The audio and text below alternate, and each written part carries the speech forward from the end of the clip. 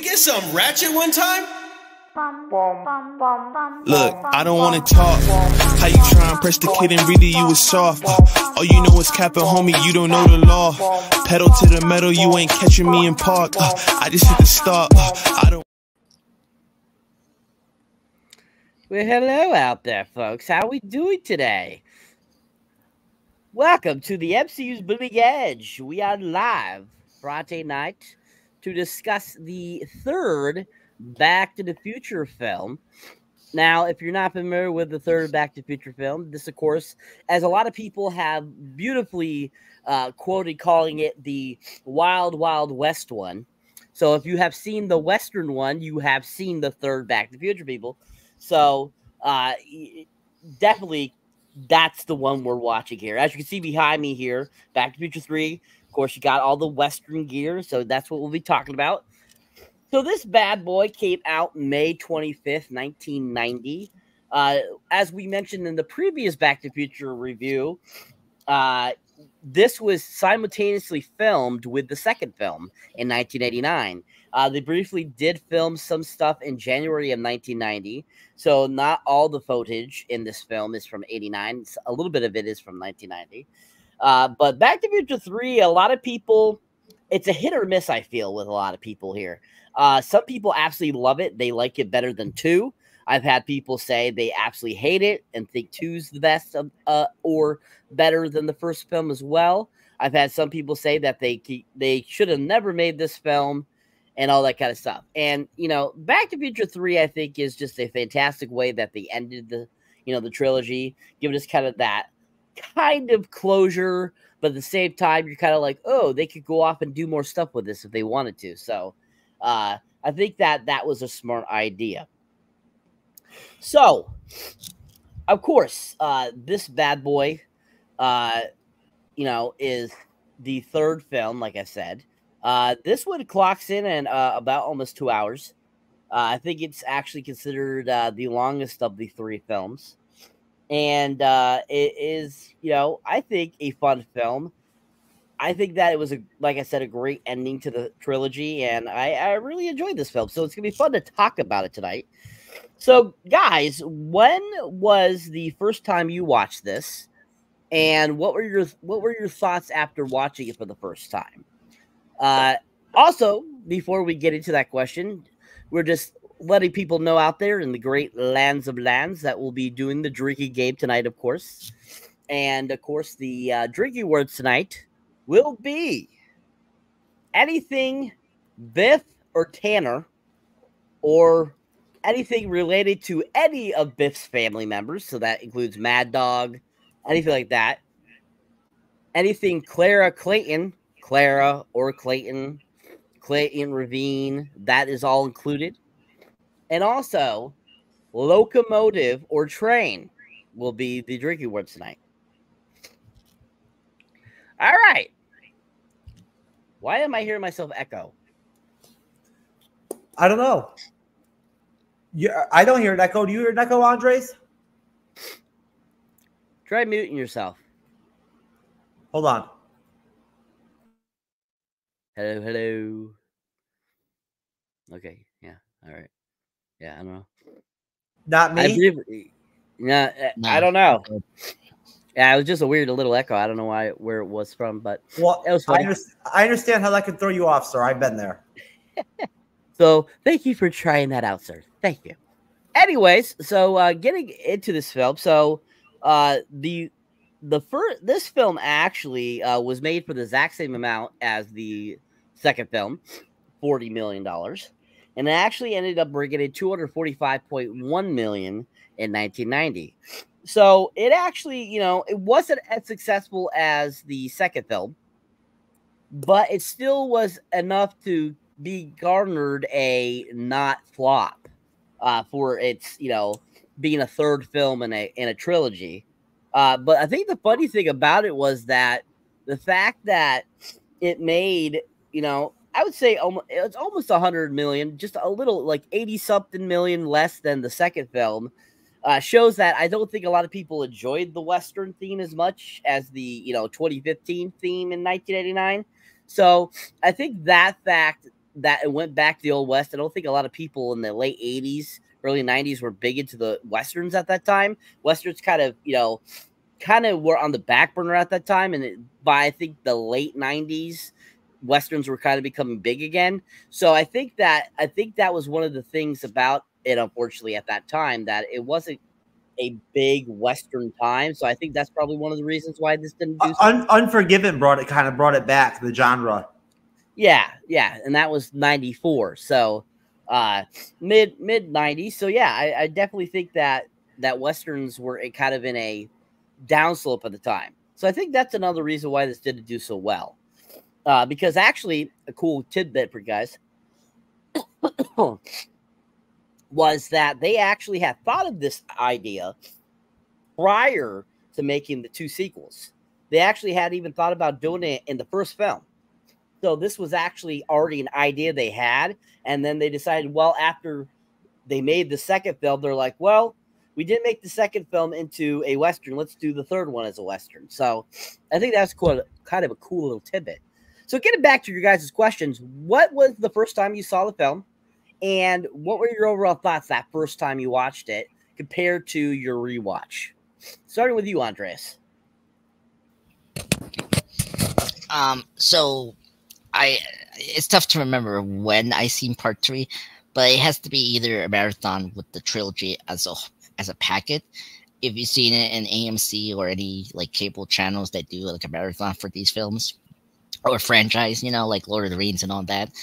And just the overall thoughts for me, I really enjoyed this movie. I agree with you, Cyber. Like, yeah, the Western was kind of like a, how do you say it, like a kind of like a downturn for me, because I'm not a big fan of Westerns in general. And taking that aside, I think this is actually one of the really strong in the trilogy in terms of character development. Like, I really like this movie more because of more Doc Brown. Like, I'm really happy that they did more things with Doc Brown, like giving him a love interest. Just like, like part 2, I like how it's the inverse of that, where now Marty had to rescue, Brown. How, in part 2, Doc had to help Marty to kind of fix, Marty's family's future in the, in the future and all that. So I really appreciate that, like, inverse of the storytelling that, now Marty needed to, get back to Doc and go back to 1985. So I appreciate more of that character driven, and it's more like not crazy as part 2. That's something that was a big plus for many people, why they like part 3 more, is because, part 2 is very energetic. Like, we jump to so many different timelines, from the future, alternate timeline, and then back to 1955. So I really appreciate that one setting location for this film. So overall, I really enjoyed this. It's my second favorite after part 2. I still like part 2 more. But yeah, this is my second favorite in terms of this franchise. Thank you. And I mean, technically it does pop from 1955 to 1885 and then 1985. So it still does go to 3 different places, but I get what you're saying, sir. Thank you. Jeff, same question, sir. What was the first time you watched it? What were your thoughts off the initial first watch and compared to your rewatch that you recently watched it? I don't remember ever watching this when I was a kid or anything like that. This was my first time, I think, watching it just yesterday. So that I can remember. I don't remember. I have no remembrance of watching that movie at all at any point in my life. None of the ending or the middle or any part at all. So that was my first time. I have nothing to compare it to in terms of like rewatch mode or whatever. As far as taking it in for the first time, it was entertaining.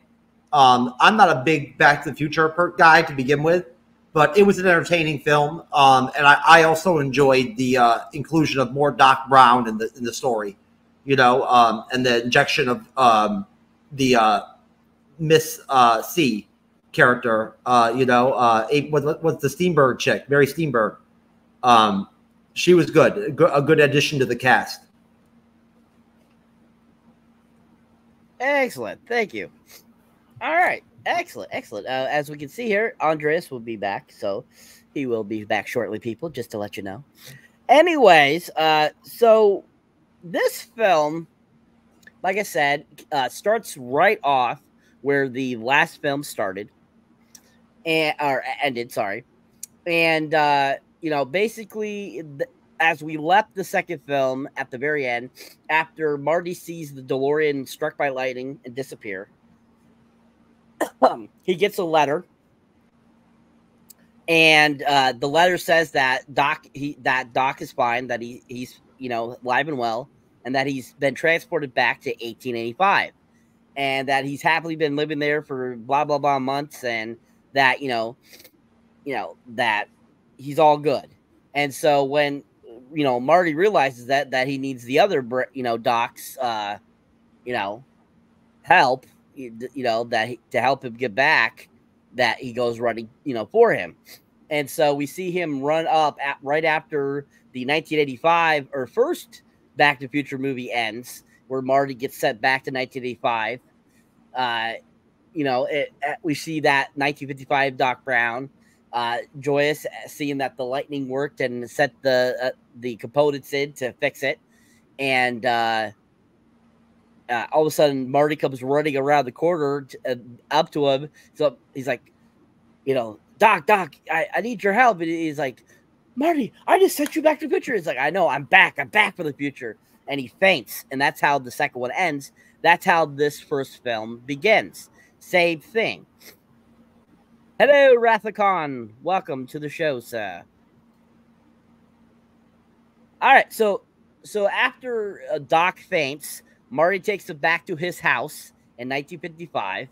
He awakens to Howdy Doody, and he's like, Howdy Doody time. And he's kind of like recounting what happened last night, and kind of like what happened. He's like, I recall seconds after the other Marty going home, another Marty appearing and all this kind of stuff. And then all of a sudden Marty's like, hey, Doc, do you know how we can do? He's like, you cannot be here. And basically, Marty has to reassure him that, yes, it is him, and that, he's back. And we get kind of that same kind of thing we had in the first film, when Marty first goes to see Doc after being transported back to 1955. And he like says, oh, who's your president in 1985? Ronald Reagan, the actor? It's kind of the same kind of situation until he tells him about the flux capacitor. And so in this, the same thing kind of happens, it's like, how do you know that I am back in 1885, future boy? And he goes, you sent me a letter. And he's like, and so then he reads the letter saying, basically explaining how he's living happy, where he's like, here, I have left the components, the schematic for 1955 Doc Brown to fix the DeLorean so he can get back to 1985. He's like, I'm happy here in 1885. Don't come back. That is my wishes, blah, blah, blah. And, basically, at first, Marty's kind of like, okay, I'm going to, do that. Me and this Doc are going to go find the DeLorean and fix it. And so as they go search for it, they have to blast open this old cave. They go into the cave. We see the DeLorean. It's all covered up on stilts and everything like that. And, they basically show them kind of repairing it and everything. And as they're finishing up and stuff like that, they're leaving the site. Marty goes to get Copernicus, and Copernicus is like kind of going, he's like, come on, Copernicus. And then he looks at the tombstone and notices it says Emmett Brown. He's like, and he kind of double takes. He goes, Emmett Brown's like, he's like, Doc, come here. Like, what is it, Marty? And he comes over and he basically is like, Doc, I think you're dead.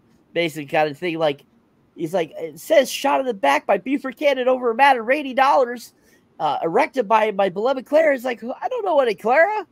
And oh man, so, you said a drinking where we were doing really good, not having to drink it or anything like that. Oh, Clara, twice, double drink. And so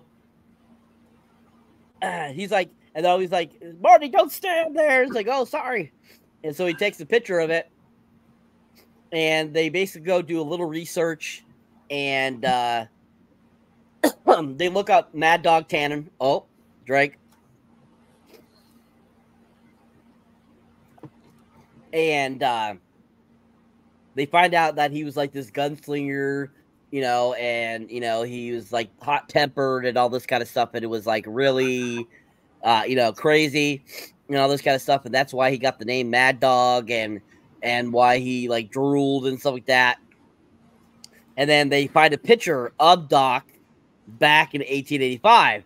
It's like, it is me. I do go back there and get shot. It's like, I can't believe this is the way my life ends. And so he's like, it's not going to end that way, because I'm going to go back to 1885 and bring you back home. And so basically that's when we cut to this drive-in theater where they got the DeLorean. It's got all new tires on it. It's all tricked out with the 1955 components to be able to work, you know. You know, so Doc gets, you know, Marty, like, supposed Western clothes, and yet they look like, you know, a Howdy Doody time 1950s-esque look. Basically almost like he looks like a mannequin doll or something, or a Barbie, a Ken doll at the time. And basically he's like, you know, you're going to drive right at that screen, and you're going to, as soon as you hit 88 miles, you're going to be transported back to 1855.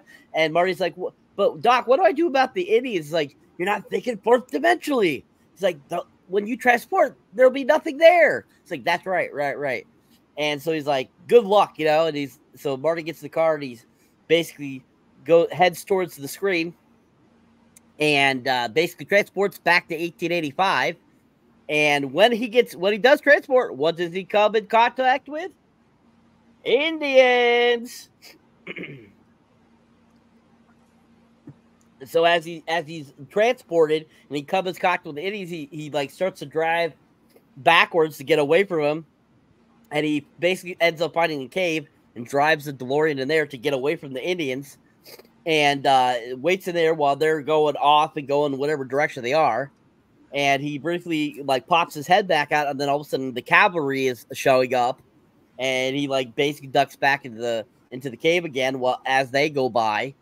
And after everyone's gone, he looks at the DeLorean and realizes that he accidentally cut the gas line, and that he's losing gas. And so when he realizes that he can't take DeLorean anywhere, he's basically got to go and, you know, walk into town. So as he starts making his way, he makes his way, and all of a sudden the cavalry is coming back, and he starts running and trying to get away, and ends up falling over a little cliff, falls down, hits his head on a thing, and gets knocked out.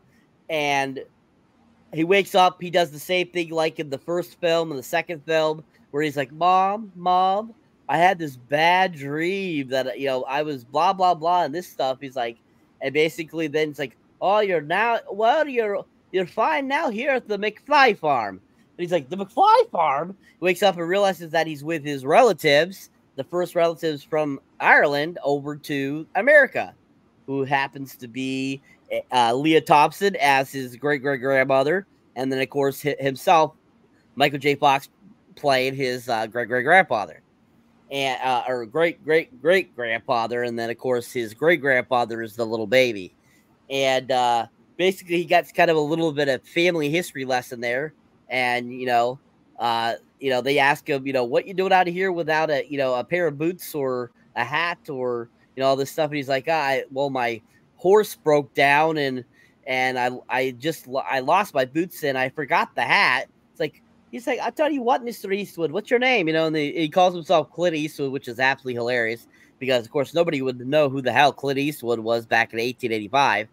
So, you know, basically he ends up, you know, Jameis decides I'm going to help him because I feel like it's the right thing to do. And so he says, I'll take you to the train tracks that go right into town, and I'll even give you a hat and some boots. And so he makes his way, after Jameis shows him the way, we see him, he makes his way into Hill Valley at the time, which it's a great saloon town look and everything like that. And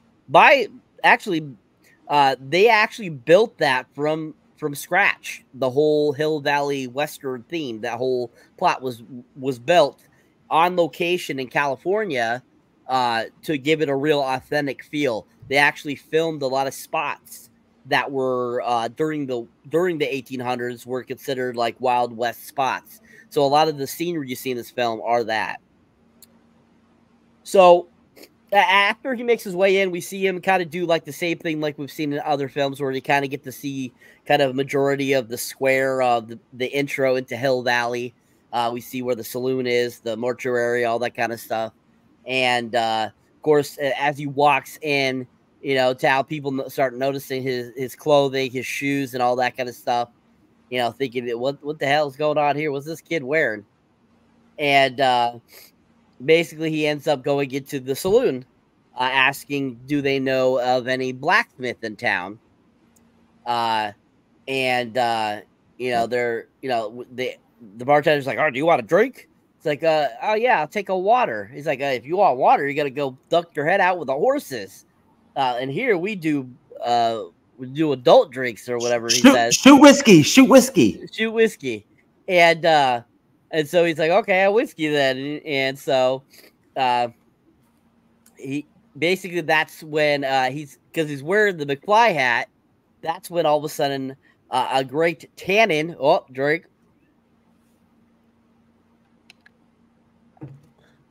pops up and goes, hey, I thought I told you not to come in here, McFly. And then he turns around. He's like, oh, you're not him. You're wearing that god-awful hat that he wears. And basically, he ends up getting into a scuffle with him. And he ends up, you know, starts like shooting at Marty and stuff like that. And he starts dancing. He starts doing Michael Jackson moves, which was hilarious. He ends up hitting a canister with wonderful chew in it, and ends up going. He catches it and it pours all over him. And then they end up chasing outside and end up grabbing him with a rope and end up trying to hang him. Thankfully, Doc shows up and shoots him down. And, you know, basically that's when we find out about the $80 that supposedly Doc owes to Mr. Tannen. Oh, drink. Because of a horseshoe that fell off of his horse that he had Doc fix for him. And basically, you know, says that really the real precious cargo that was destroyed wasn't the horse. It was the whiskey that I had, you know, and you owe me $80 for the horse and the whiskey. He's like, well, if your horse threw the shoe, bring it back and I'll reshoe him. And he's like, I already killed that horse, basically, he says. And so, basically, he's like, this is not over, blacksmith. And him and his group end up leaving. Doc and Marty are reintroduced to each other. He's like, Marty, I thought I told you not to come back here. It's like, good to see you, Doc. He's like, wow, who dressed you in those odd, awful clothes? That's going to get you shot or hanged. He's like, you did. And he kind of looks at him like, huh? So we'll stop there. Another little tidbit for you guys up there. That scene where Michael J. Fox is being hung up actually almost killed him. For those that didn't know that, they actually, when they were doing the scene, unfortunately, somehow Michael got it stuck somehow, and so it started to strangle him and made him pass out for a second. But yeah, it almost choked him to death. So I thought that was an interesting little tidbit for you guys out there. Another one of those almost died on set type of deals. All right, so guys, what are your thoughts on the beginning of the film? Was there anything about the beginning of the film you found interesting or fun or didn't like? And just your overall thoughts kind of on that beginning leading up to after Doc and Marty are reunited. Starting with you, Jeff. I don't really have that much to say. The introductory part that is probably one of the best parts of the film, when you see Marty meet Doc Brown from 1955 and they find the DeLorean and all that whatnot. I found that to be pretty entertaining. That was a good chunk of the intro that I enjoyed. For the minute that he time traveled back in time to the Western time period, I don't know. It was okay. Like the whole Indian and the cavalry stuff didn't do a lot for me. may the force be with you, cool bro. You know, so no, I dug the Western motif for the most part. But again, the same thing with like the scene with you know, the dude that doesn't like him, and that doesn't like McFly. The scenes with like the McFly family. It was cool seeing Michael J. Fox playing the dual characters at the same time. That I dug that part. But besides that, I didn't really take much from it. And that's pretty much it. You know, there's other things I have to say about the later on aspects of the film, but in this part here, I don't really have much to say. Okay. Andre, same question. Yeah, I mean, a really good beginning section of the film. It's always great to see other versions of Doc interacting with Marty. So it was really great to spend more time with the 1955 version. So it was really cool, and I always love his, you know, energy. I mean, the fact that he when he wakes up, you know, from the TV, and then he starts recording the time travel success. And then I just love he's using a phone like it's a recording device. Yeah. It's so funny. I always love that. And then he has the jump scare from Morty, and he's like, no! And he's pressing on the organ, you know, whatever, and it's like he's making this dramatic, yeah, musical. It was so funny.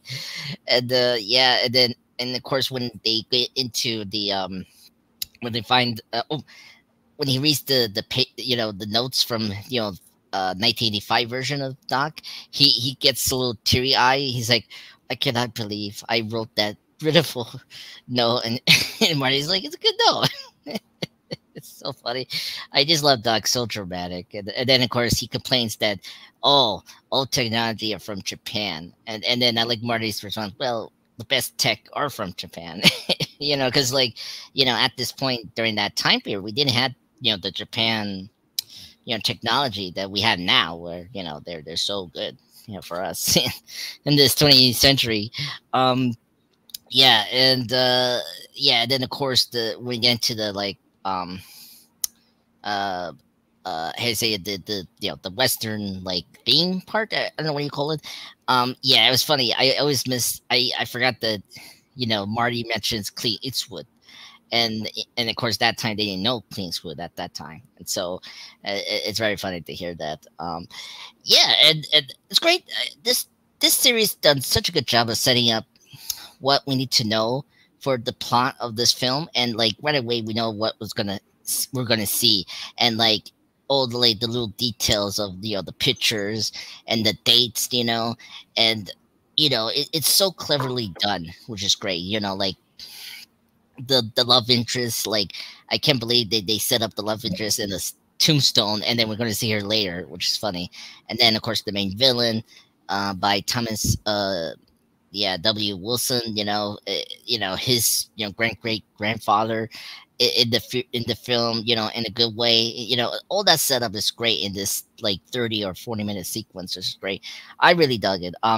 If you didn't like part 2 because how fast and radical it is, this you know sequence will help you like this movie more, because it's slowing down.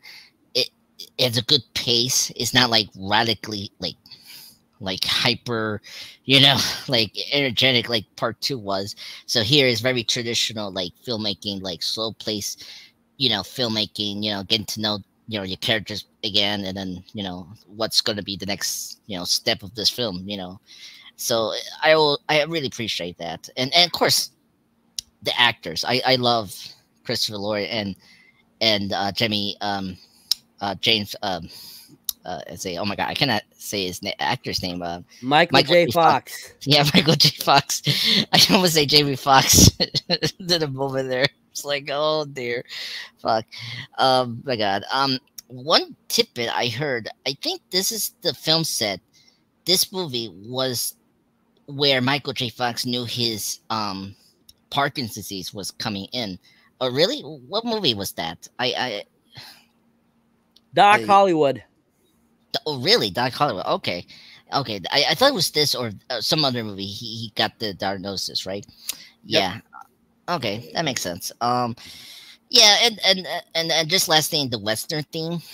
I mean, you have to remember that these filmmakers were from the 50s, and like westerns at that time was a big thing. And like a lot of the old generation loved westerns, and yeah, it was kind of weird that that was the basis of this, but it makes a lot of sense. And plus, it did set up the stages for the westerns to come back. And you think about it, this and then 2 years, 1992, the Unforgiven, the Clint Eastwood movie, helped to research like interests of the westerns. Those Tombstone, Wyatt Earp, they had they had it's like it's right after that, yeah.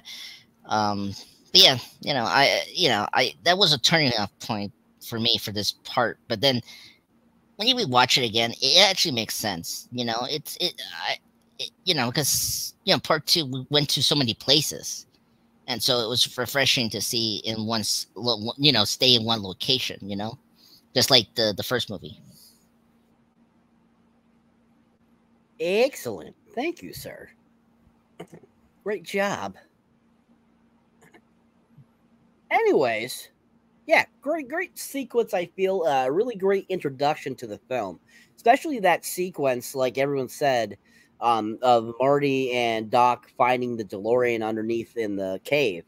That scene was really well done because it really gets to show you and gives you an idea of kind of Doc and Marty's relationship, and how even this 1955 version, even though he's known him only for a week, because as they were together for about a week in the first film, you can still see how great of a relationship they had, even if they had known each other, 30 years prior, and kind of how they were, in the 1980s too, as well. You could definitely see they had a really great bond, and that they really did, enjoy and care for each other. So I like that. I thought that was really fun and really, pushes it back to the original film and gives props to that film. All right, great job, guys. What did you guys think about Thomas F. Wilson a little bit? The introduction to his character in the film, because in this film we only see him as this character, and then very briefly at the end of the film as older Biff. So, what did you think about the introduction to this Mad Dog character, Drake?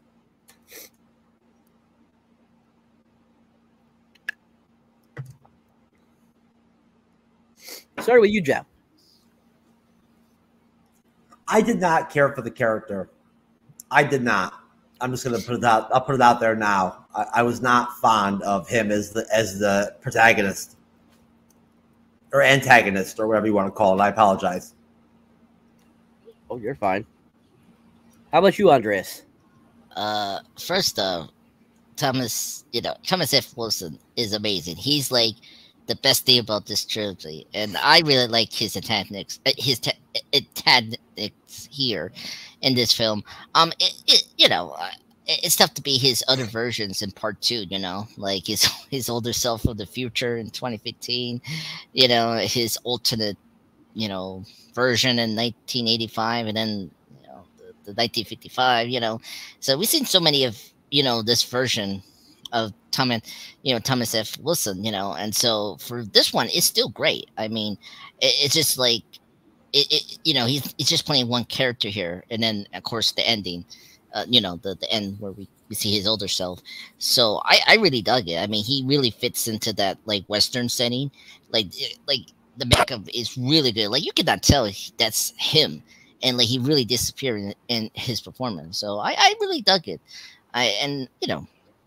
It's really your opinion, whatever version you like from Thomas F. Wilson. I put this as number 3 for me as his best performance in this trilogy after 55 and 2015. I just love his also hello, wake up, doofus. It's always funny when he just knocks Marty out. So funny. Anyway, I dug his performance. Excellent. Awesome, guys. All right. So moving on. So after they get back, get reintroduced to each other, Marty gets taken back to, Doc's lair, where he is a blacksmith. And we see, of course, in Doc's lair, he's got all those kind of crazy contraptions as he did in his 1985 home. And so we basically see this giant thing that's going on there. We see it's making all kinds of noises and stuff like that. And as him and Marty are kind of talking, he's kind of messing with it. And all of a sudden, Doc's like, do you want iced tea? And it's like, it's a refrigerator. He's able to pull parts from the 1885 and create a refrigerator that has all the water is all dirty looking in the movie, like it all looks disgusting. You know what I mean? Like, did you notice that? All the water looks gross. Nothing was filtered back then. even well water is kind of filtered in homes when it's introduced into homes and stuff like that. When he's at the McFly farm, she pours in the water and it's like brown. Yep. Yep. That's unfortunately how water was back then. No filtration. But yeah, that was funny. Even in iced tea, you could see that the water is even a little murky too, along with iced tea. It looked a little off. Yeah, I think even the ice cube looked a little off too, if you noticed. It did, yeah. Pretty funny, yeah. And so, basically he tells, Doc that, that Can's going to kill him. Oh, drink. Over a matter of $80. He's like, I wish I had just paid the fool. And basically they come up with a plan, that they're going to get out of there and everything, and that they won't be there for, if he shows back up and tries to kill him on Monday. And so he's like, that's great. So we can get going as soon as possible. He's like, yeah, I've never met this CC person. And, how would I fall in love with this person if I had never met them, And we briefly get kind of a one of those like aha moments in this sequence too, as well, when a guy stops by to let Doc know that the teacher is coming, and that if he's still gonna be there to meet her, that she's coming in on Monday. And he's like, oh, okay. And he says her name, and they're like, what? There it is. That's the love interest. And so basically Marty ends up telling him, he's like, hey, unfortunately we just gotta patch up the fuel line and get some gas. He's like, we're out of gas. He's like, yeah. He's like, there will be a gas station till the beginning of the 20th century. And there's no gas around. He's like, but we got Mr. Fusion, right? He's like, yeah, Mr. Fusion powers the time circuits, but the regular engine runs on old gasoline. And then he tries to come up with ideas like, oh, we could roll it down a frosty hill. He's like, Doc, we can't wait that long. We got to get out of here by Monday. He's like, what are our other options? And so then we see kind of like this montage of them trying to figure out ways of, pulling the DeLorean up to 88 miles an hour. They try horses, which they find out doesn't work because the fastest horse probably might go maybe 35 miles an hour. And really, they try using really one of the strongest liquors. They try doing that, and that ends up blowing out the manifold of the car. And this will take me months to fix. He's like, we got days, Doc. We don't got months. And he's like, if there's only a way we could push the DeLorean up to 88 miles an hour. And then all of a sudden we hear the train, choo choo. And he's like the train. It's like, he's like, they go talk to the train conductor, and they're like, is this able to get up to like say 90 miles an hour? He's like, and the guy's like, well, I don't know why you need to get it up that fast or get somewhere that fast, but I say if you got the coals hotter than tarnation, you'd be able to get it probably, yeah. And you had a straight Faro that, you had no turns or anything like that. Yeah, you could probably get this sucker up to 90. And so after they figure that out, they go back to the Doc's lair, and they look at the old map. And, as they're looking at the map, it's like, this is where we would do it because this is the straightest path. And he's like, and it goes right over into blah, blah ravine. And he's like, well, here it says it's something else called ravine, but it's not that ravine here. But he's like, Doc, you know, so then they go look at it. It's like, well, we can't do that, Doc. It's not completed. He's like, but you're not thinking fourth dimensionally again, Marty's like, oh, that's right. Yeah. It'll be completed in 1985. We just got to make sure the DeLorean's up to 88 before we hit this hit. And so basically that puts into motion them basically, you know, stealing the trade and using that to you know, push the the DeLorean up to 88 miles an hour, and that would be that clear path. So we'll stop there. I can see that Mr. Andres has left us again. All right. So he had to take care of family, so he'll be back. Yeah. Anyways, we'll stop right there. And so before we go into a question, we'll wait for Andres to return. How about we show the trailers, sir, to give people an idea of what we're talking about here? 10-4, Captain.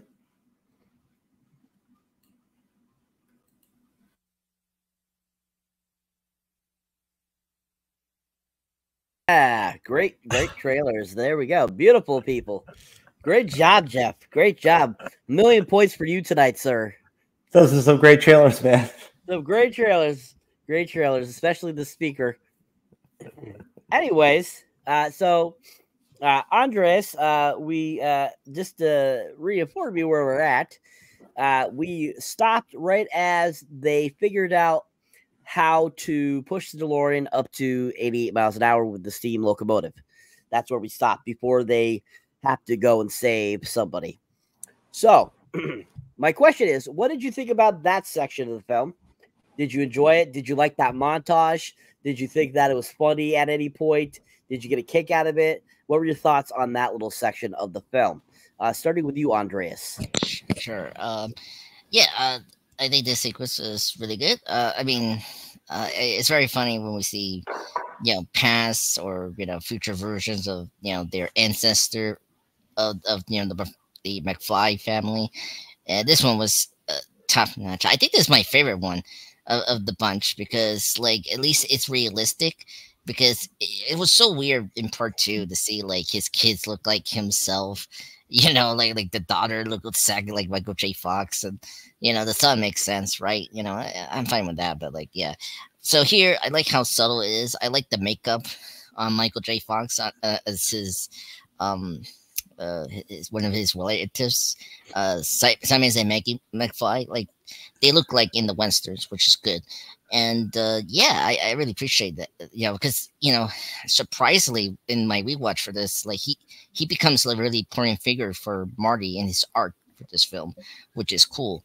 So I really dug that, and plus, you know, it was very funny, you know, with the being the Western, you know, the food and drinks is not as polished as 1985 or the future, you know, like the water looks dirty, and you know, I don't know, something coming out of his food, like, what's those, like, beans or like? It was like little pieces. It was shot from like a gun, yeah, like a shotgun. Oh, okay, that was weird.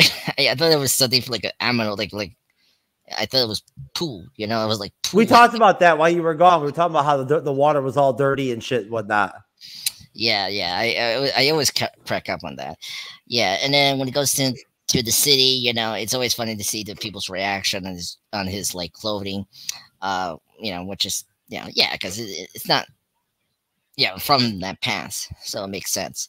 So yeah, and then we meet, you know, Thomas F. Wilson, you know, the great grandfather of that time, and just stole the show. He's cronies. I just love that he has cronies still, and they're hilarious, just telling him correctly what to say, or, you know, sometimes in the film. So yeah, and this scene was very funny. I don't know, you guys brought up how like Marty does the Michael Jackson dance, and then like he does the move dance, like, and bam, hits that jar at him. So it was hilarious. And yeah, then him reuniting with Doc was really nice.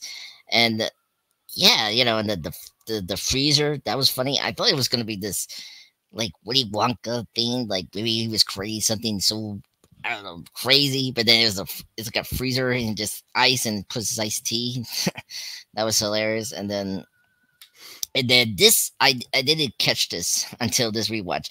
I didn't realize he was using those couple of horses to push the 85 per mile to the DeLorean, and I was like, oh, that makes sense. Because I always thought I thought he was going to take it back to his shop and fix it, but I didn't know that at that moment they were trying to get back to it by using horses, which is hilarious. Yeah, and then I noticed that point is before he makes the idea, right? So overall, great sequence, really fantastic. I really enjoyed that. The film is such good pace. I really enjoyed this trilogy. They have a really good pace every time, and this is no different, which is great. There's no like dragging or not. Like it's pretty good. Excellent, sir. Thank you, Jeff. Same question, sir. What are your thoughts up to the point when they decide that that's how they're going to do it? Is the steam locomotive? Well, Doc Brown really carries the film like a lot throughout a lot of the Western stuff. He really does. He's the catalyst in a way, right? After Marty inserts himself into the Wild West, Doc Brown sort of takes over. And the introduction of Mrs. C's character, their immediate, like, he's love struck with her and whatnot, which what happens during what we're talking about. That's really cool to see. It was like very, cute, to see that. And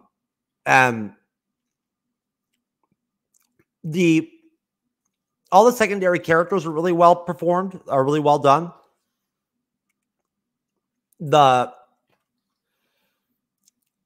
scenes where it's them in the Wild West and it's Marty and Doc Brown figuring out what they want to do, how they're going to get back to, to 1955 or whatever it is, 1985, whatever, are cool.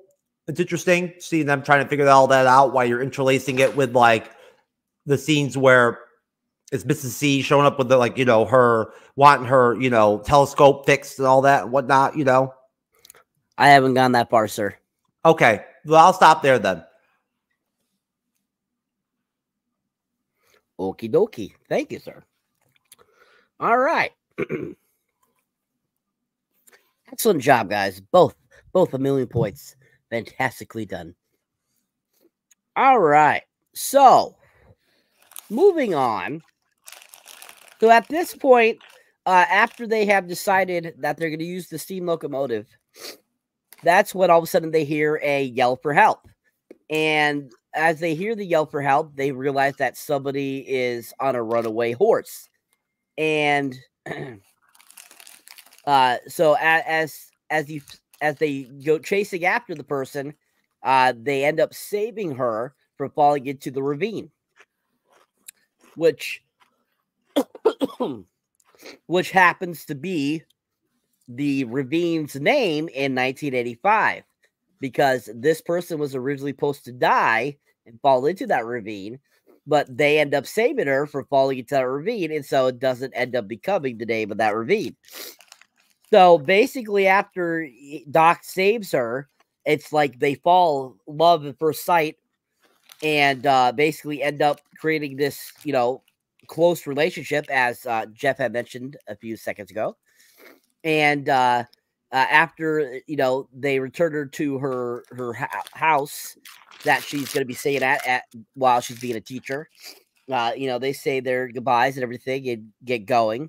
While they're back at Doc's blacksmith house, they're there doing their thing, and she ends up popping up and asking Doc to fix her telescope because it got damaged when the horse ran away. And so he said, I'd be happy to do that for you. And she's like, well, he's like, I could do that right for you right now and have it ready for you by tonight. And he's like, oh no, well, you can't do that with the festival going on tonight. Aren't you going, Emmett? And he's like, oh, of course we're going. And Marty's kind of like in the background go, what the fuck, Doc? Like, what the fuck? And we got things to fucking do here, you know? And so basically they end up going to the shindig that they have that night. It's a celebration. And as they go there, we have a little quaint little scene with Mr. Tannen, Drake, popping up with his cohorts. And basically the deputy sheriff's there is saying you can't enter the festivities without giving us your firearms before you enter. And of course, you know, he at first is, you know, like, what are you gonna do about it, deputy? And then that's when the marshal pops up, who is of course Mr. Strickland from the other two films, playing himself as a marshal. He's like, what are you gonna give us a hard time, mister? It's like, or do I have to put this right against your face, sir, to get you to give your guns up? But, you know, one of these days we'll get you, sir. And, you know, basically he's like, I'm just joking with the deputy sheriff.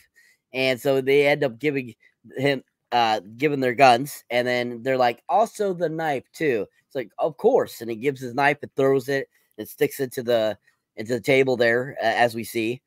And so then they're able to enter into the festivities. We go into the festivities, and of course, it's almost just like a big shindig going on. We have, you know, shooting ranges there where you can play games, where you can shoot the, you know, duck like a carnival. You got food, you got music, which is so funny. The live music is being played by the great band ZZ Top. And yeah, of course, you know, Frank Beard and Billy Gibbs and the other guy, I forget the other guy's name, unfortunately, who passed away. Great band, absolutely loved it. And when I noticed that for the first time that was ZZ Top, I was like literally ecstatic as hell, because I'm like, oh my god, these guys are the best. I'm like, this is so great. They would totally fit into the 1880s. And so I was like so fun, and like rewatching it and seeing them again going, I'm like, that's awesome. And so the music going on is actually the great ZZ Tops, if you did not know that, folks. And so basically we see, you know, Marty going around kind of, you know, checking things out.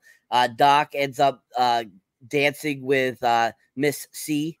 And, you know, they're on the dance floor dancing, and Marty's over watching. And this one guy says, hey, son, would you like to shoot this new Colt 50, you know, over here? Like, even a baby can shoot it. He's like, okay. He's like, so he goes over to the game, and he has it in his left hand, which he's not left-handed. He's right-handed. He like shoots it like way off, and the guy laughs at him, and he's like, can I try that again? He's like, of course. He's like, and so he puts it in his right hand, and then like kicks the crap out of the game. And it's like, and as we saw in the trailer, he's like, how'd you learn to shoot like that? 7-Eleven, which is so freaking funny. And welcome. I forgot to say, welcome back, Mr. Cool Bro. Good to have you here. Yes, Andreas has a great X-Men t-shirt on. And yes, the part where he says Eastwood, Clint Eastwood, was super funny too, most definitely. And so after that, all of a sudden, Mr. T pops up and starts to mess with Doc, and you know, basically marches up behind him and has one of those little one-shoot pistols with him, and shoves it into his back. He's like, I could do it right here, Blacksmith. I can take care of it right now. He's like, and you know, basically Doc's like, Tannen, you're early. Oh, Drake. He's like, I might just I can take my $80 out of this fresh filly you have here. And he's like, mind if I dance with her? And so basically Kara's kind of like, oh, Drake.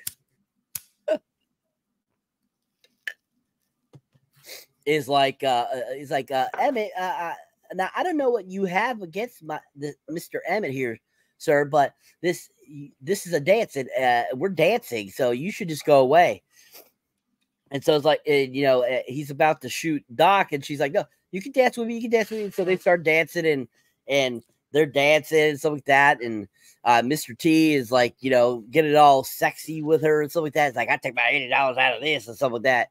And basically she ends up kicking him in the leg. He's like, oh, and he's about to shoot Doc, and Marty notices.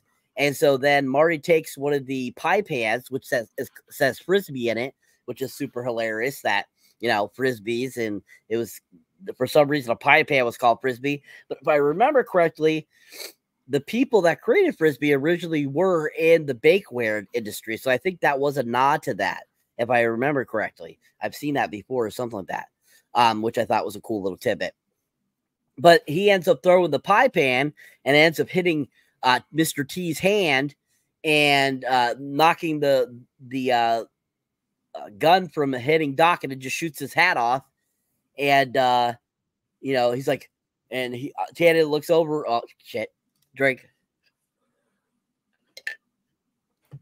And looks over and notices that who it is. He's like, it's you. It's like, I got business with you. And he's like, basically, he's like, let's take this out right now.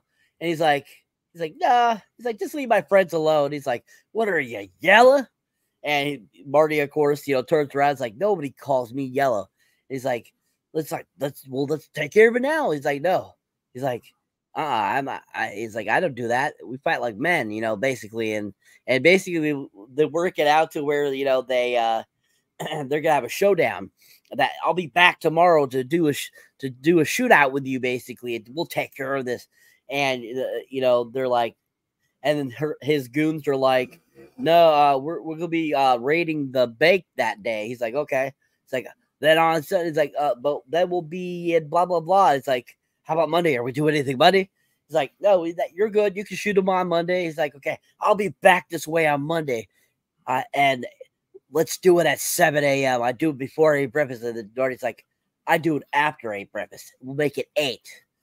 He's like, all right, 8.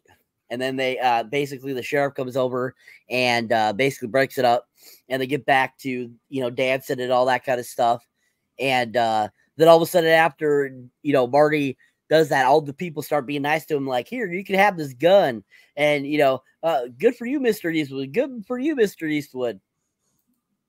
And basically that they leave the party pretty much after that, and we go to the next day. So I'll stop there. So what were you guys' thoughts on that section of the film? Did you enjoy it? What did you like about the sequence? Did you get a crack up out of the Frisbee reference? Did you get a crack up out of the video game reference? And just your overall thoughts, kind of the introduction to Miss C to the end of the party scene. Starting with you, Jeff. I already went ahead and crossed over into the Mrs. C territory. I really enjoyed every aspect of her being in the film was really good. I thought it really, like, for some reason, it really lined up where it really caught for me really well with her. And her dynamic with Doc Brown was really good. The festival was great. You know, the dancing and everything and whatnot was great. Mary Steenburgen was really good in this movie. She was really solid. And overall, I liked seeing Marty was good in this side of this film. He was great shooting the gun, you know, like it was cool seeing the whatever it was, the one, you know, the one gun he shot. And then the whole thing with him, like calling him yellow and shit, is so played out at this point. Like, it's played out, you know, like, so it's so obvious what was going to happen right there. So really, that's pretty much all I got. Just that, you know, it's neat seeing Doc falling in love with Mrs. C, right? And you know, while at the same time entertaining Marty and his dynamic, right? And it was cool seeing them bring back the one actor to play that one character to be the sheriff, because I thought honestly I thought that was like John Boyd at first. I did. You thought he was John Boyd? That's hilarious. I did, yeah. That's awesome, sir. Excellent. Great job. Andres, same question, sir. Yeah, I mean, first off, I didn't touch on the Mrs. C.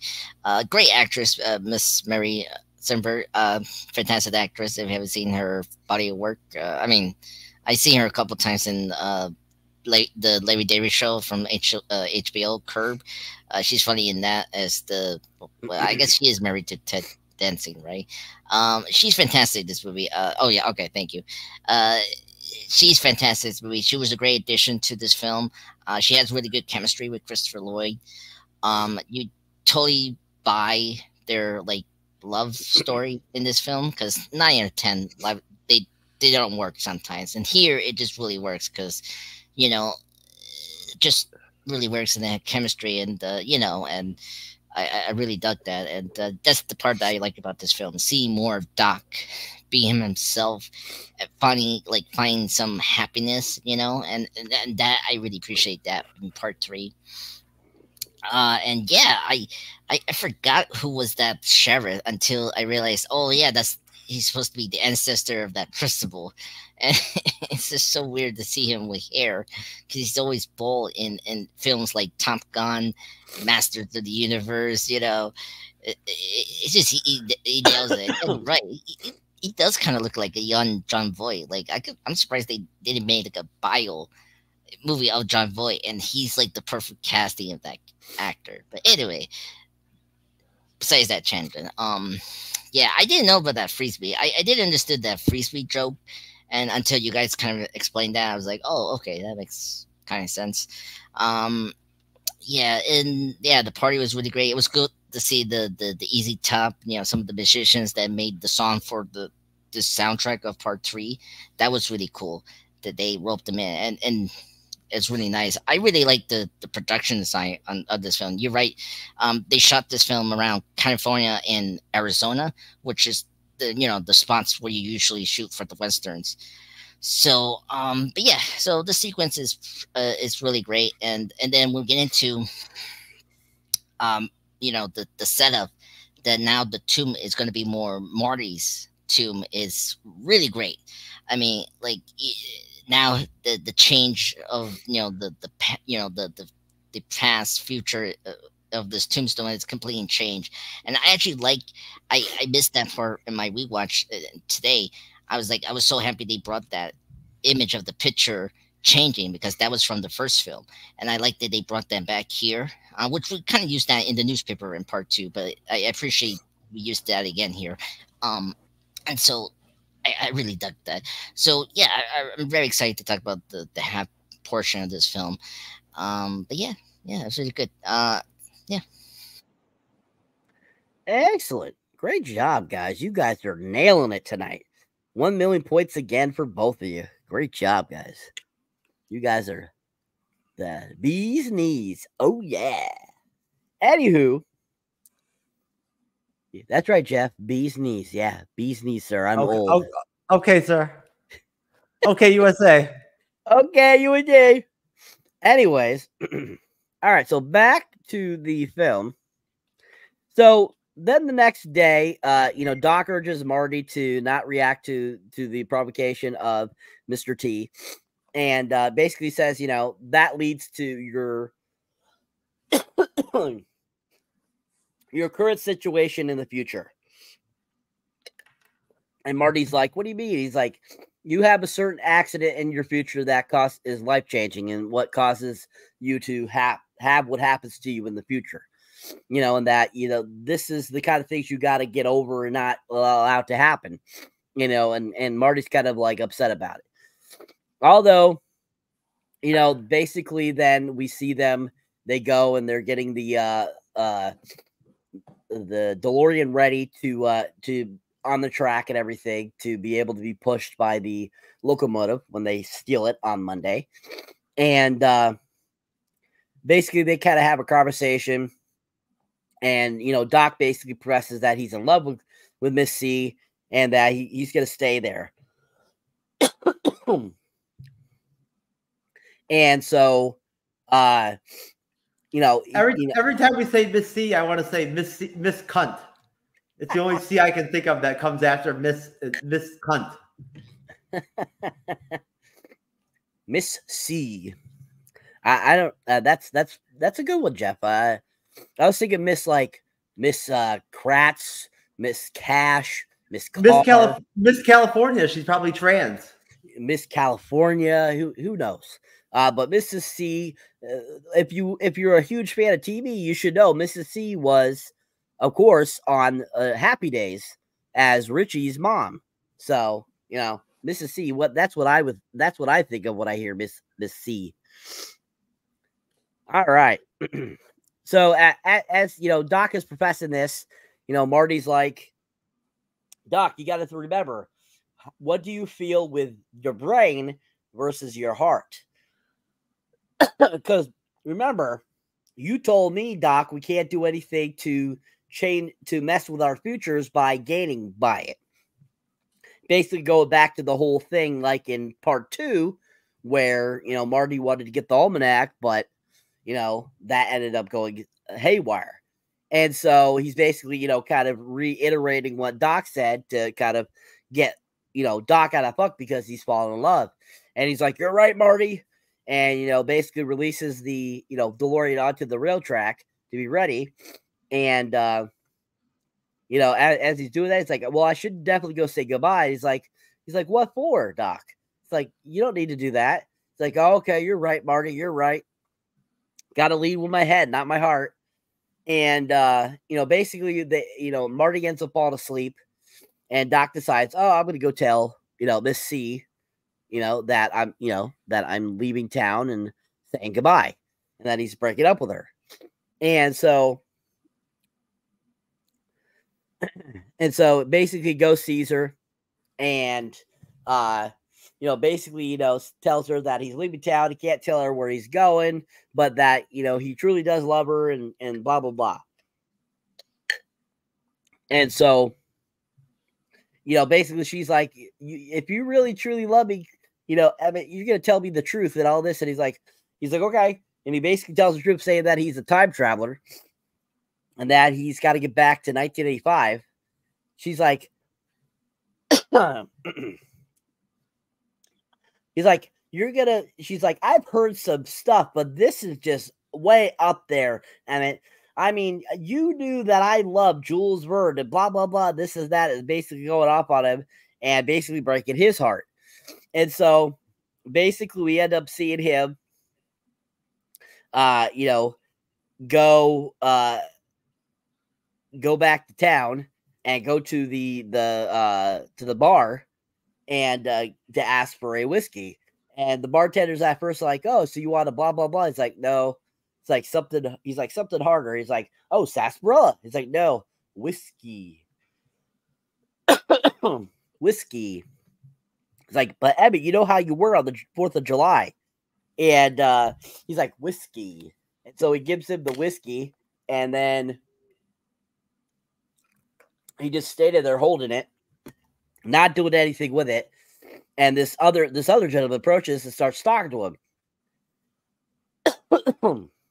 And basically he starts telling kind of his life story to this guy. So after he starts talking to him, it goes back to Marty. He wakes up, sees that that Doc is not there, and basically they show his bare ass too. You get to see his bare ass.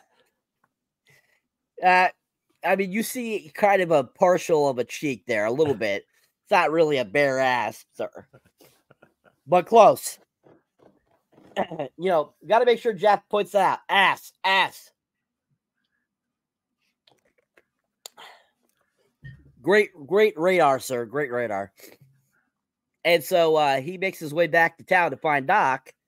And while he's there, he finds him at the bar. And basically, Doc is still telling his story.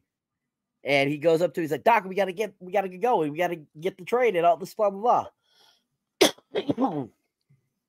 Jesus. And so basically it's like, we gotta go where? It's like Back to the Future. It's like what? It's like, Doc, we gotta get back. We gotta go. It's like, basically he says something to get kind of Doc to get out of his fucking realize, oh yeah, I got to get going. He's like, I got to go, gentlemen. See you later. And he's about to put down the drink. And before that, he gets kind of sideswiped and distracted. And as he gets distracted, he accidentally drinks the drink. And he's like, they're like, no, Emmett, no. And he takes the swig, and all of a sudden he seems normal. Then all of a sudden he just, bam, hits the floor. Takes out a table with him. And Marty's like, oh, Doc, come on, Doc, wake up, wake up. It's like, we need to wake him up. We got to get out of here. We got to keep up. We got to keep going. And so, pardon me, viewers, for this cough. It's a very annoying cough. And just, of course, it decides to be this annoying right now when I'm talking. So part of this review, guys. Anyways, so they're trying to wake up Doc, and they're like, what? It's like, get coffee, let's, and that doesn't work. And as that happening, we see Mr. T waking his posse up. He's like, we gotta get into town. Time for a shootout. And so, they're basically making their way into town, and Marty's still trying to get Doc to wake up, and the coffee's not working. He's like, what do you suggest? He's like, it's time to make a hot one. And so we see them grab all this hot sauce stuff and make this concoction. And basically, as they make this concoction, it's like, it's got chilies and hot sauce and all this kind of stuff in it.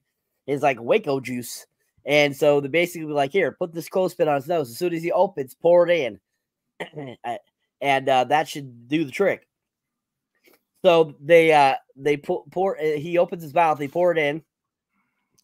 5 seconds later, or seconds later, all of a sudden Doc pops up. He's like, ah! And he runs outside and throws his head into the into the trough. And they, of course, follow him out there and grab him out. And after they pull him out, though, he's still unconscious. And the bartender's like, it takes a few minutes before it really kicks in. So they drag him back into the bar. And then Mr. T shows up, starts calling out for Eastwood. Eastwood, it's time. It's 8 o'clock. And he yells, he's like, it's not quite 8 o'clock, man. He's like, yeah, it is by my clock. And so basically they kind of go back and forth a little bit. He keeps yelling out, saying, come on, come on. And, basically going through, saying, go on, let's do this, and basically he starts to give him like an ultimatum, and he starts counting. But of course, as he's counting, his gang members have to tell him what the next number is, which is super funny. And he's like, I'll give you to the count of 10 and get out here, or I'll come in after you. And so he's still trying to get Doc to wake up and stuff like that. And eventually Doc does wake up as, Mr. T is counting. They start to try to make their way out the back door. And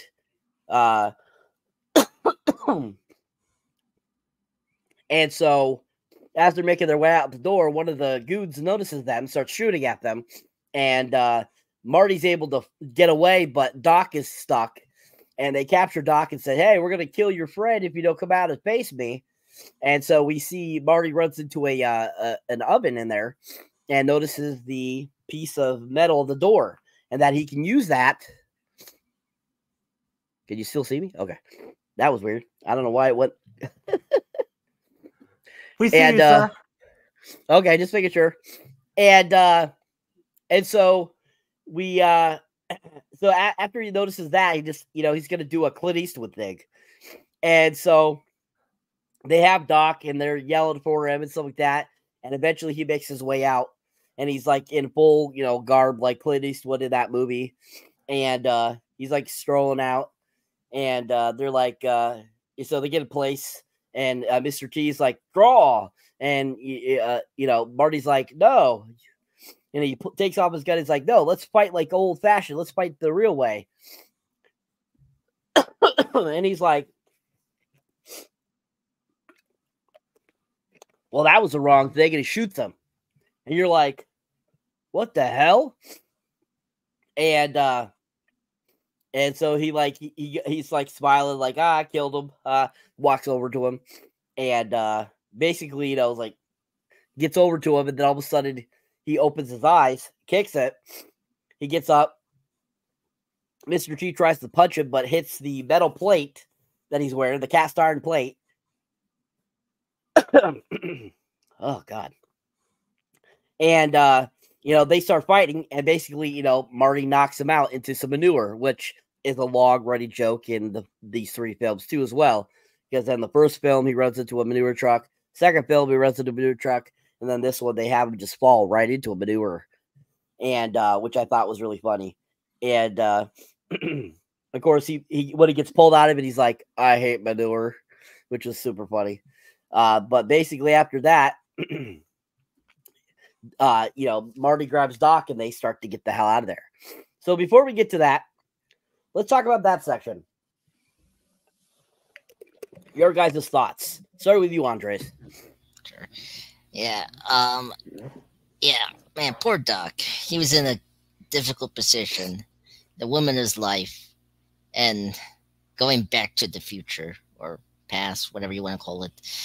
And you know, this is one thing I appreciate about this third part is, you know, Marty has mature, and you know, Marty is sort of learning to overcome, you know, his, you know, how you say it, like just him, you know, like his ego and some of his, like, you know, teenage kind of ants a little bit, you know, in this film, you know, like the calling the name thing as Jeff brought up, that is kind of annoying in this film, but it's part of his arc, you know, to learn how to like make good decisions and stop making mistakes, as you know, his ancestors telling him why you want to pick the fight.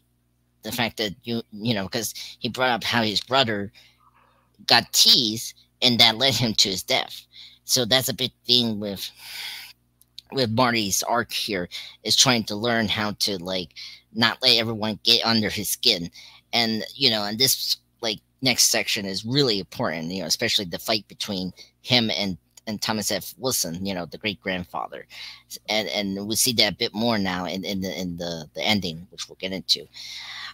So you know, getting back to Doc Brown, you know, I don't know, you guys laughed when the breakup happened. Like, it was so TV, like it was so like the Little House of a Perry, when she's like, how dare you, Doc Brown, you could just tell me the truth, you don't like me, you want to break up with me, and she slams the door, and then we get the little shot where she like cries in the bed. It's like so like campy, and like so like the Westerns kind of like the female characters crying like that in that position is so hilarious. I can't believe they went there for, you know, a 1990 film. But I feel really bad for, you know, Doc Brown, because he really liked her, you know, that they had the same interests, you know, as educational people, you know. And you know, speaking of jokes, you know, I think I appreciate more of the jokes in these trilogies now, because I'm, you know, older now, and well, older now in the timeline that I in as Time Lord, Bat Lord, you know, Time Cop. I never got the joke about the drink. The fact, Cyber, you didn't bring the detail. Like, it was just the one drink he had. He didn't drink any whiskey all the whole night. He just babbled about, you know, him time traveling, you know, all that to the Westerns, and it's so hilarious. You know, I was just laughing at that, and then I love the, you know, the part where Marty's asking how many drinks he had, and he just had one, and I was like, really? It's just, oh my god, oh Doc, he's so funny. I just love that the setup and payoff of the whiskey was hilarious, and yeah, I think that's like what, like a hot cocktail. Like, he was putting like spicy and all that mixture. I was like, ugh, oh my god, so gross. And I can't believe this woke him up. And how convenient that there was water there outside of that. That was funny. But yeah, so you know, we got the, you know, the big showdown, you know, very typical, you know, Western. But this one was hilarious. I never put two together that Marty was going to use the Clint Eastwood, you know, the good and bad and ugly, you know, the bulletproof vest thing. You know, that was such a great payoff because we saw that in part 2. You know, because you know, in the alternate timeline, you know, Thomas F. Wilson saw that in the TV. He was watching a Clint Eastwood movie, and it's funny that we saw that here. You know, great payoff and setup, which is great. Yeah, and this is the part he really learns, you know, from his ancestor to not fight. Like, I really like he didn't use a gun. He used his brains to, like, overcome, you know, this awful, you know, bad guy. So that was really great. I really appreciate that. It really showed that Marty, like, learned and became a more mature person. And so, and that payoff of, you know, the grandfather getting hit with the mirror, and I just love that. He spits out just like his ancestor in 1955. Oh my god, that was hilarious. Poor those ancestors. They covered in poo. You know. Number 2 was like, oh my god, poor fella. Oh dear. So, but yeah, so fantastic sequence. I really dug this. It's so funny. I mean, like you're so desperate want them to get back to the future, and it's like this is where they're wrapping up, which is hilarious and fantastic. Oh my god, I just love this film, and I think it gets you to a really exciting, you know, finale. So, which we'll get into. But overall, I really enjoyed it. The jokes is funny, everything is hilarious, and it's really great. And yeah, and you feel really bad with the couple breaking up for a moment, but it gets back to positive. Kind of like Diddy Juice for Cyber. I'm about that life. Ask P. Diddy. I just came from his house, even though I'm feeling funny after drinking P. Diddy juice. Wait, what the fuck? What's happening here? Oh my god, P. Diddy juice. What the hell? P. Diddy juice affect his mind. Juice. It's almost like you remember the Mr. Bill character, Jeff. Yeah. Oh no, Mr. Bill! That voiceover kind of makes me think of that. Mr. Bill. Yeah, I kind of like that. Yeah, it is like Mr. Bill. Your thoughts, sir? I don't really have much. I mean, Andre's already pretty much covered all the good points. The relationship with Doc Brown and Miss C is heartbreaking. You know, like she's all crying in her bed and all that, but it's fake as fuck. You know, like it's totally fake. You know, like she's in there crying, and then the whole standoff and all that and whatnot in the morning. Like the whole thing with Doc Brown not drinking the whiskey the whole night threw me off. I'm like, what the fuck? You're telling me you sit there the whole night and didn't drink your shot? You just held it the whole time or whatever? Like that's kind of weird. And then the whole him they have to wake him up and all that shit and whatnot. And then the way that like the standoff goes down was just, you know, it was okay. It was okay. It wasn't anything spectacular. I'll save my thoughts for the final round here. This final question's off the ending part of the movie. Okay. Thank you guys. Both, once again, 1 million points for both of you. Great job tonight, guys. You're both going to be winners of the amazing award tonight, the Shogun Award, because you guys are just rocking it. All right. Fantastic panel tonight, folks. Please give them a round of applause. Are going to take off. Some of them going to bomb. Just like they've bombed in the comics. What about this guy? You think this guy can make it for the Avengers?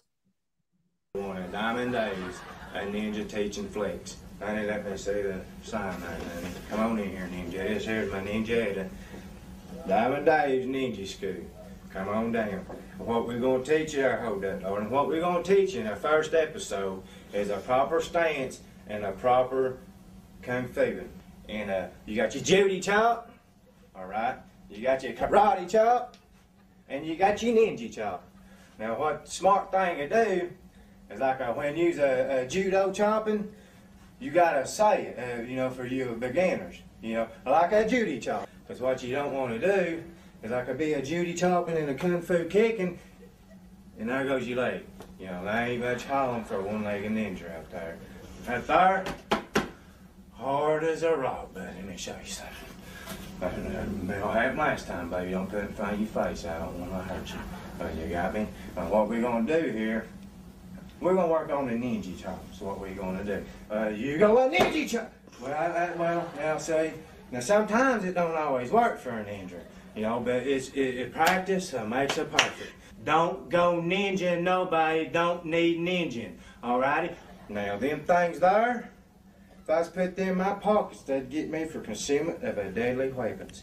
And so you got your some fella coming at you out in the trailer park. Regular cannon you say? No, says I. Watch this, people. Yeah, we just rolling through the trailer park. What's that? What's that fella doing? Ninja start. Right there. That some fella jumps out behind a trailer on you. You know, you got football out yonder like that, and you can't get him caught up in your ninja outfit, you know. And like if a fella's coming at you with. Dude, that guy lived right next door to me, man. What the hell was that weapon he pulled out there? Was that a crack pipe? Like, It looked like a damn skull can or something, didn't it? Where did you find that? Listen, hey, that guy that he said that in, that is his interview tape for the Special Olympics Avengers. That dude don't stand a prayer. Oh, that dude. It's amazing something like that. That dude's probably popular as hell from that video. Dude, that guy could beat Kate Bishop's ass. Alpha Flight will whoop his ass. Puck will whoop his ass. Ninja chopping, man. Puck will whoop his ass. North Star beat his ass, and that's bad.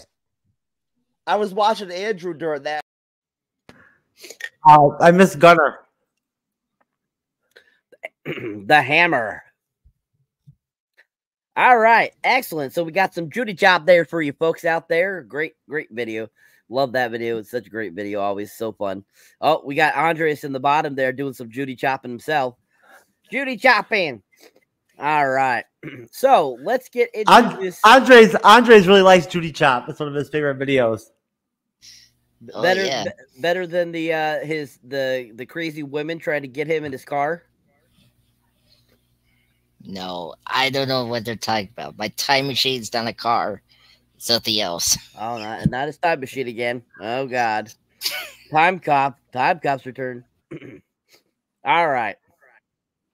So the conclusion of Back to the Future Part 3 goes off. So after Marty and Doc get out of there, they make their way to the train to take it over. We see them riding horses to the train as it's already gone off. On the train, as they're trying to get onto it, before they actually get onto it, Miss C was on it, and overhears the gentleman that was talking to Doc in the bar saying how heartbroken he was. She stops the train to get off to go find him. As she's going to find him, like I said, they're making their way to get onto the train. They make their way onto the train, and they basically end up taking it over. And, basically they're like, oh, is this a stick up? And they're like, no, this is a science experiment.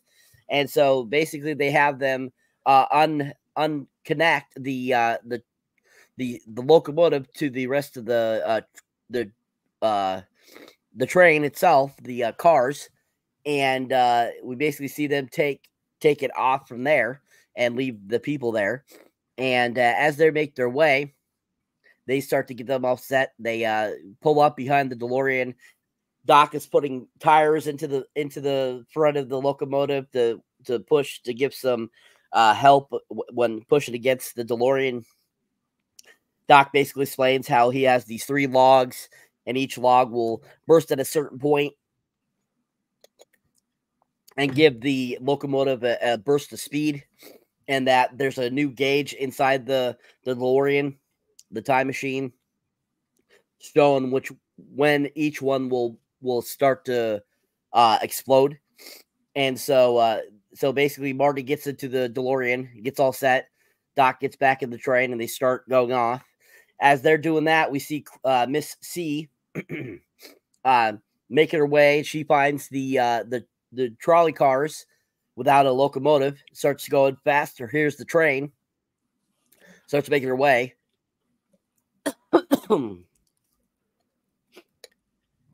As they're starting to make way, Marty's keeping Doc informed of what speed they're at. As they're doing that, Claire is coming up from behind, trying to get onto the train, calling for Emmett. She eventually gets onto the train after one of the log bursts, and she's like holding on to the end and like goes, woo! And I'm sorry, but if a fucking train all of a sudden burst like 30 miles an hour, you would not be able to hold on like that, like freaking like you're in Gone with the Wind. So I think that part's super funny. And so as she starts to climb up and try to get over to Emmett, and so Marty informs, Doc where they're at and that he needs to get into the DeLorean. So as they, as he starts to try to get over to DeLorean, all of a sudden he starts thinking he hears his name, and he's kind of like, what? And it's Claire. And so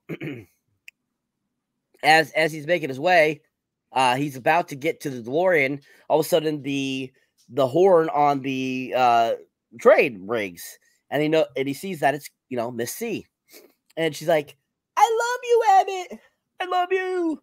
And so Doc starts making his way back to get Miss C, and as that's happening, things start happening because one of the bricks explodes, and as Doc's trying to make his way back, he ends up falling and is like holding on for dear life. She starts to make her way out to him, and she's like all of a sudden starts to fall, and then all of a sudden she's upside down at some point, and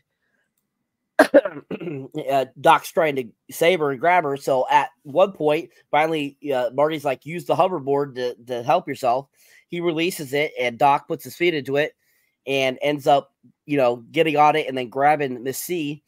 As they're doing that, basically they've run out of time to get into DeLorean to go back to 1985 with Marty. So then all of a sudden the DeLorean starts to activate, and then all of a sudden Marty is transported back to 1985 after we see Doc and Miss C kind of gliding off on the hoverboard safely off to the side. As Marty transports back to 1985, we see the train go over the ravine and crash into and explode, and we get this really great explosion. And then after that, that's when we see Marty arrive on the completed bridge in 1985. He rolls up basically, and and he basically the DeLorean stops right kind of at the crossroad where the bridge is, and all of a sudden it comes down and starts hearing the bells ringing because the train's coming.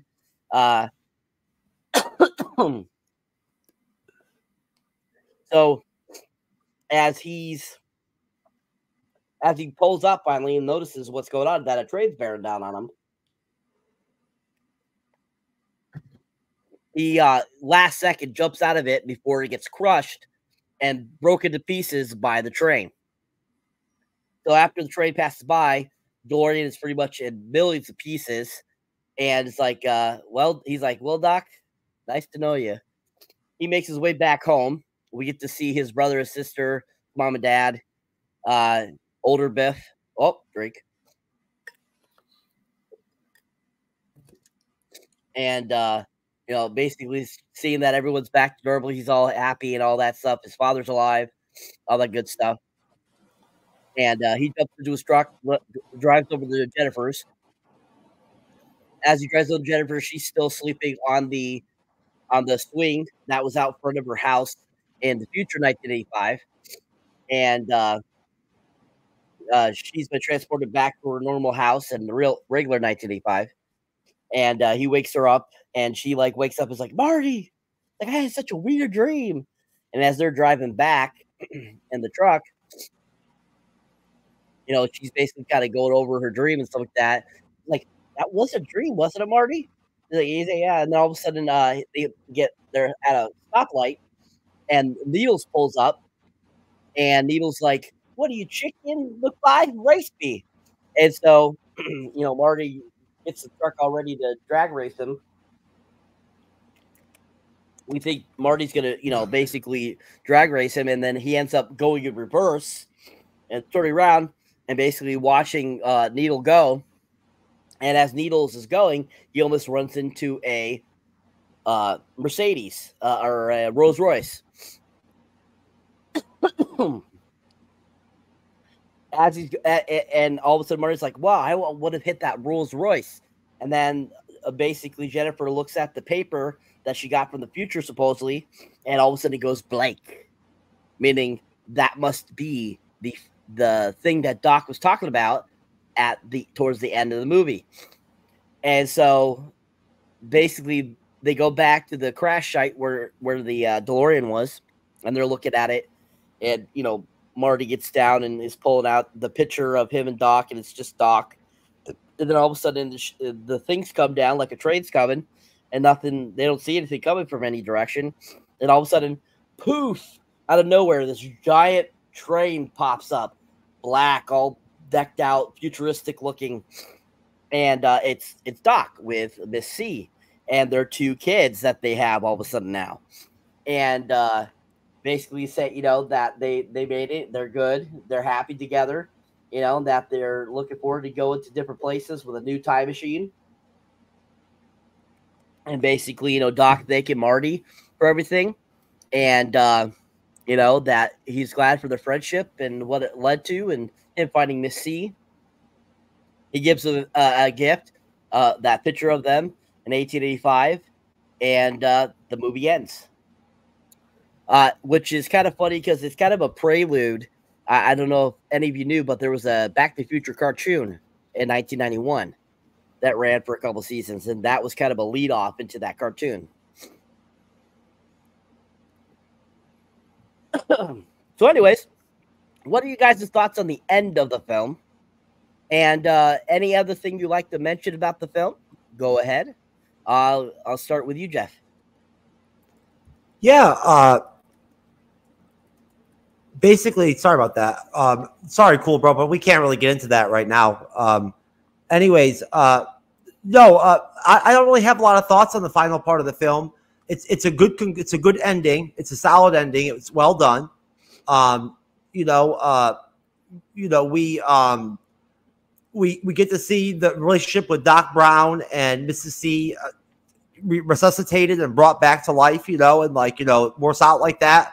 Doc stays behind, with Miss C, and everything works out well. Like everything works out the way it's supposed to work out. Everything gets straightened out. The timelines get straightened out, right? Elizabeth Shue's character is there, right? And she's fine as fuck. So that's always cool to see, right? And Marty hooks up with her, and he's gonna bang her, but then he had to go do something else real quick. So yeah, and then as far as Doc showed up with the steam engine, time transportation device or whatever. Good for him, brother. That shit was dope. It was a good ending. Good movie. Very entertaining. Just not a lot to talk about this one, really. Okay. Andres. Yeah. Taking the DeLorean to 85 per mile is fantastic. Very thrilling. It's, the sequence alone is homaging, the Great Train Robbery, right?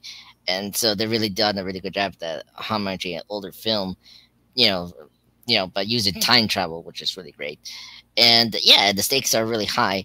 And I that's one thing that about these films are really good. I think this idea is much better than part 2, because part 2, back in 1955, not spectacular, it's a very downbeat ending. Here you got this really big action set piece, with the other time travel thing to push the DeLorean. And yeah, so it was so thrilling. And it just, great relief, this, Emmett, Brown saving his love interest, and with the hoverboard, from the future was really great. And yeah, and then after Marty gets back to 1985, which is crazy. I don't know how long he's been gone, since one day, since getting picked up by from Doc back in the first film was just crazy. After arriving in 1985, you get the usual reaction, seeing the DeLorean in the track, and then, oh shock, the train coming in, destroying it. And it's like such a fate, destiny, because throughout part 2 and this, Doc always wants to destroy the time machine because it has, danger of destroying, the time continuum and, the timeline and all that. So, he got his wish, the DeLorean's destroyed. So sad that thing is destroyed, but, whatever. And then seeing, his family, of course you see, his father played by the actor that played him in part 2 as, the father, because they didn't bring back, Glover. So that was the big thing that I noticed this time. The makeup here was really good. The fact that he looked like him was very cool. He meets his girlfriend and Jennifer. Yeah. And he's trying to escape, that she did went with them in the future, but he fails miserably and it was so funny. I forgot that he did pass to the neighborhood that he goes to live in the future, the Hill Day, or I forgot the name of this, but yeah, whatever, the same one we saw in 2015. And this part, I really enjoyed this part because this is where his art is finally done. He has matured. He's going to set his own future, which is great. So he didn't allow the accident happen, because we heard that he went into an accident and destroyed his musical career. So it was great to see that unfold. And he allowed Neil's, which was great to see Neil's and his timeline, which was great because we only saw his older self in the future. So such a typical thing. I was wondering Neil's is related to Thomas F. Wilson, or Neil's just a version of the bully for Marty for 1985. I was wondering if he was I don't know what you guys think. Do you think Neil's was always related to Thomas F. Wilson? He's a family member, maybe, but I don't know. I that always made me kind of. What do you think, Cyber? You think Neil's is kind of related to? No. Okay. Needles is not related to Beth. Yeah, because I always thought it, but whatever. I guess he's the Biff for Marty for his time. Correct. Just Biff is for his father in the 50s. So now that Marty didn't choose to do the race, they changed their past. Now their future is uncentered, as we saw the paper Your Fire disappear, and it was really cool. And you kind of feel sad for Doc. This trilogy. One of the things that's great about this trilogy is about the friendship between Doc and Marty and how important they are. Marty helps Doc to be a better person, and then Doc helps to give Marty the confidence. That's why he has so much confidence, because of Doc Brown. Not his his biological fathers, because what happened. Because he was, before the change, he was just a very weak person, and where Doc was just a bit more eccentric and very, very inspired to risk and do things, and that's how Marty get those ideas from. So, and that helped to change his life in the alternate timeline he's in now. And then we got a new time travel machine. Doc is back. He has now 2 sons. That's great. I love the time machine. This moral vehicle. Very cool. Very cyberpunk. I have to say, it was just really cool. One weird tidbit. I don't know if you guys noticed this, but if you know this, one of the funny things is the kid. One of the sons do something. He did some weird. I don't know, weird hand gesture. To the camera. If you see it, it's so funny. It's so weird. I think what I heard in the trivia or behind scenes, that probably the kid wanted to go to the bathroom, and he's doing these weird hand gestures to the crew that I need to go, or I don't know. It's so funny. It's so weird. You had to check it out. It's one of those weird behind weird things in films it's so weird. Like, you know, when you see Extra doing something that he's so supposed to do, and he does it anyway to be on camera. And this kid, I don't know what the kid doing, but I don't know if you guys noticed that. That's always something that was always bring up about the ending here, part 3. But overall, great trilogy, fantastic finale. This is what you should do in a trilogy.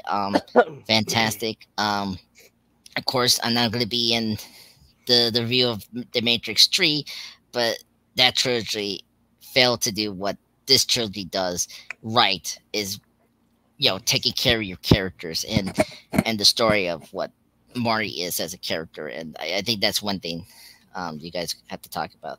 But yeah, fantastic third part. Second favorite after part 2 for me. So yeah, very sad that our Back to the Future review is over, because I really dug reviewing these with you guys. Well, thank you. Great job, sir. Once again, both, yeah, 1,000,000 points. You guys are rocking it. Both of you deserve the Shogun Award tonight. Good job, guys. You got the Shogun Awards. All right. Excellent job, guys. Yeah. One other thing I wanted to mention was, did anybody notice that the doc himself was very, very, like,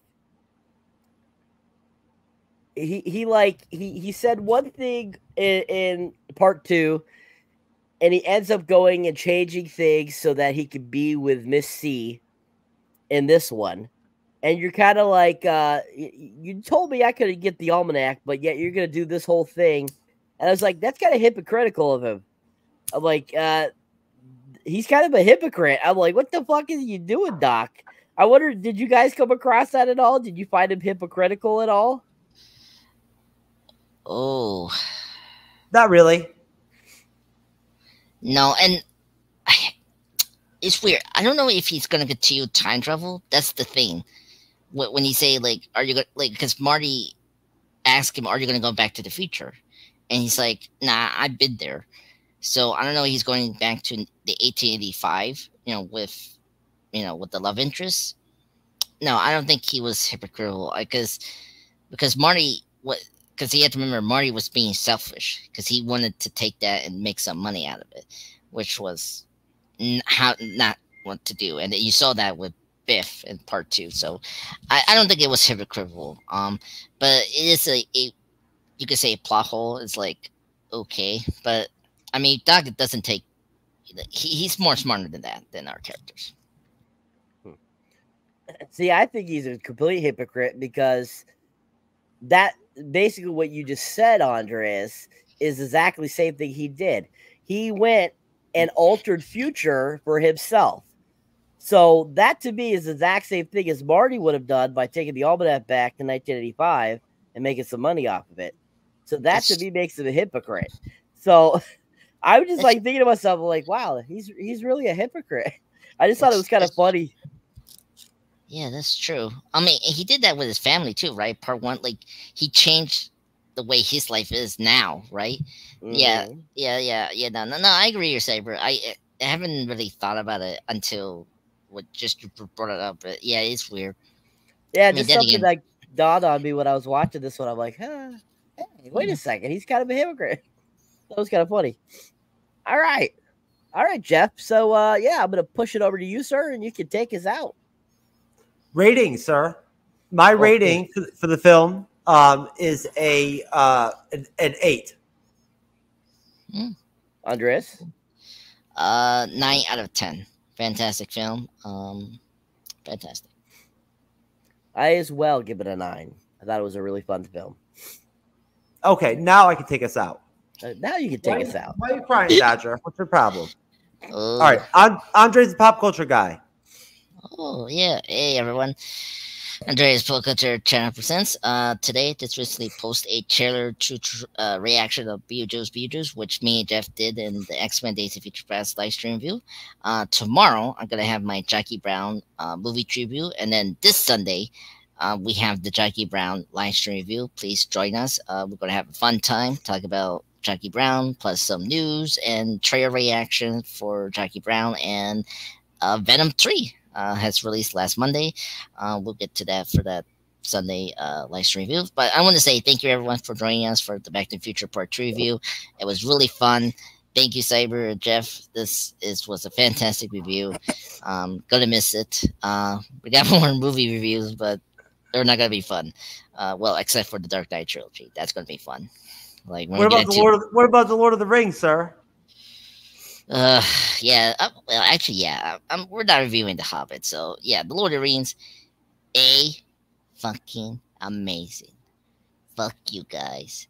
The audience, not you guys. F you guys. Lord of the Rings, baby. Yeah. So. Okay, there you go, Cyber. Did he say Lawrence of Arabia? No. No. Lord of the Rings. Okay. Anyway. Okay. Anyways, Go folks, if you on. enjoy me as a moderator, or if you enjoy me on the panel, you can definitely check out my solo content. You can find me under Cyberneticshark. You can find me on YouTube, TikTok, Facebook, Instagram, Threads, X, Patreon, all those places. I pretty much post regularly. You can see my most recent review video that I put up was the 10 best of 2024 so far. I picked out the 10 films I've seen in the first half of 2024. I think are the best of the year. Some interesting picks in there. Some, films that I think are just phenomenal and are full of actual entertainment and not some agenda. So definitely check that out. If you haven't seen it, check out my Planet of the Apes reviews. Those have been fun to do. And I'll be having more stuff up for you guys soon. Some more little, reviews. Mini reviews as well. Keep your eyes out for that kind of stuff. They actually dropped the full Alien Romulus trailer. So definitely check that out. It made a big difference in what that little teaser trailer showed.